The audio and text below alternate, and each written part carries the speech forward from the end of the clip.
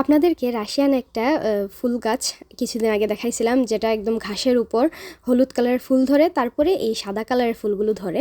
তো এটার পাতা বলেছিলাম খুবই উপকারী। তো এটার পাতাটা আমরা কিভাবে খাই আজকে সেটাই আপনাদের সাথে শেয়ার করব।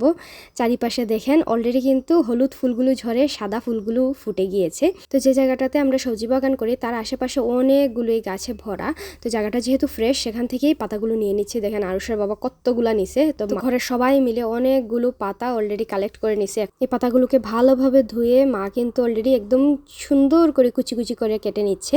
তারপরে লবণ দিয়ে কিছুক্ষণ মেখে রেখে দিব, কারণ এই পাতাটা অনেকটা তেতা লাগে।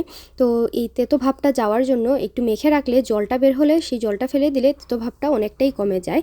তারপরে হলুদ, তারপরে রসুন বাটা, তারপরে হচ্ছে জিরার গুঁড়া, তারপরে চালের গুঁড়া, তারপর সামান্য কিছুটা বেসন দিয়ে ভালোভাবে মেখে নিব।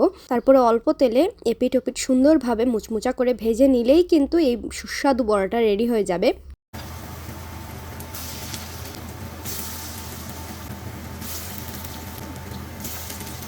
তো আজকে বড়াই তৈরি করলাম। আপনারা কিন্তু চাইলে শাকের মতোও তৈরি করতে পারেন, রসুন শুকনো মরিচ ফোড়ন দিয়ে। আর এটার পাতাটা যেমন উপকারী, এটার ফুলটা দিয়েও কিন্তু রাশিয়ানরা চা খায়, সেটাও অনেক উপকারী।